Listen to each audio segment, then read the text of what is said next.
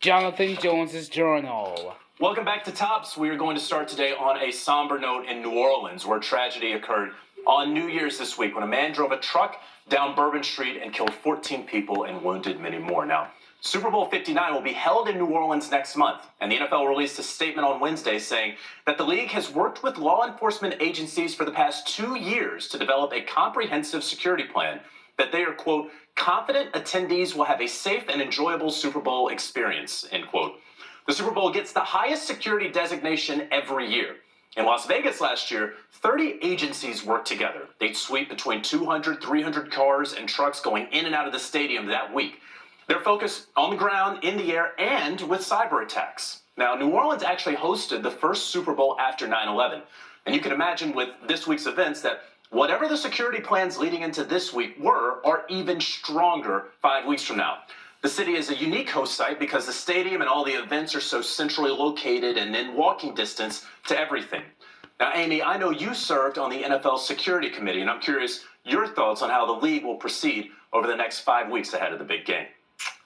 Well, JJ, from my time on that committee, I know that the league spares no time, no effort, no energy, and no expense working to secure all venues and all games, not just the Super Bowl.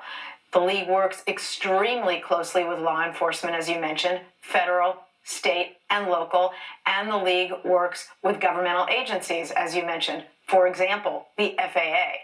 We can't ensure that any place is absolutely safe.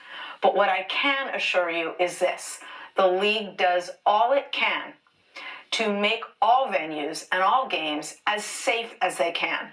And I know this from firsthand from my time on that committee.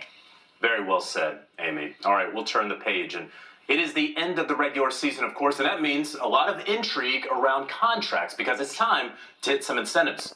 The NFL salary cap and contract structures are so that teams hide little Easter eggs in player contracts. You perform at this level, and you'll be paid handsomely. So, in Week 18, let's take a look at some of the best incentives. If the Broncos win today, they're in the playoffs. And if receiver Courtland Sutton gets 82 receiving yards, he gets an extra $500,000. Now, in that same game, DeAndre Hopkins, all he needs is one touchdown pass from Carson Wentz, and he gets an extra $250,000 for getting 6 touchdowns. Kyler Murray needs just 50 rushing yards and 1 touchdown to hit a salary escalator of, get this, $750,000 in his contract. And perhaps one of my favorite ones, Kyle, Cooper Rush. The Cowboys quarterback has played 52.5% of the snaps. But by playing 45%, he already gets $250,000. But if he plays 55% of the snaps this season, he gets an extra $250K. So he basically has to play the entire game today to do that. And I'm going to tell you what, Kyle, we might see Trey Lance starting and playing significant time. So I don't know if Cooper's going to get that other $250,000 today. You know, it's amazing how teams can make these decisions in these situations. And it just tells you, you have no friends in the National Football League. You really only have yourself. And for a guy like Cooper Rush, put himself in position to have that added bonus. It's a real shame that he's not going to have the opportunity to go get to 55%. And you and I were talking about this before, but a lot of these incentives that we're watching play out in Week 18 are really just the culmination of a season's worth of work, an off season's worth of work, a career worth of work. And for a number of players that you're going to touch on here, it's important to keep in mind that they've earned this throughout the season. It's not just, are they going to show up today and earn their money? They have earned it throughout the course of the season. That's a fantastic point. Brock, I have even more incentives just for you. Josh Allen,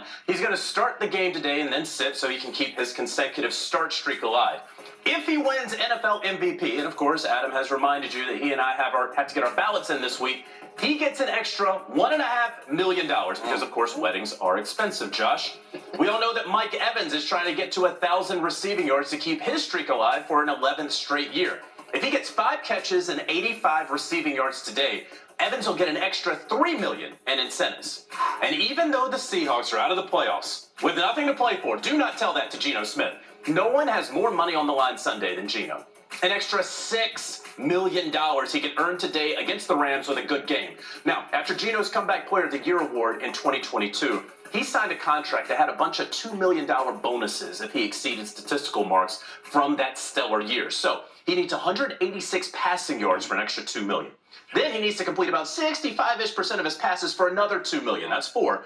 And a win today gets the Seahawks 10 when they only had 9 wins in 2022. That's a grand total of $6 million extra dollars, Brock. And I hope he gets it. It's important to remember, for most offensive incentives, you need good teammates. Mike Evans can't throw himself the football, but he has good teammates. He has Baker Mayfield. If they were 0-16, Baker was going to make sure his guy got paid. But for a quarterback, I love the responsibility of, theoretically speaking, whether or not I hit this incentive is entirely on me, and I love that for Geno and also Kyler Murray. That's awesome. Great talk, you all. All right, stick around, because all your crucial Week 18 fantasy needs, well, they're right here, right on the way, right after a quick timeout. I'll be here.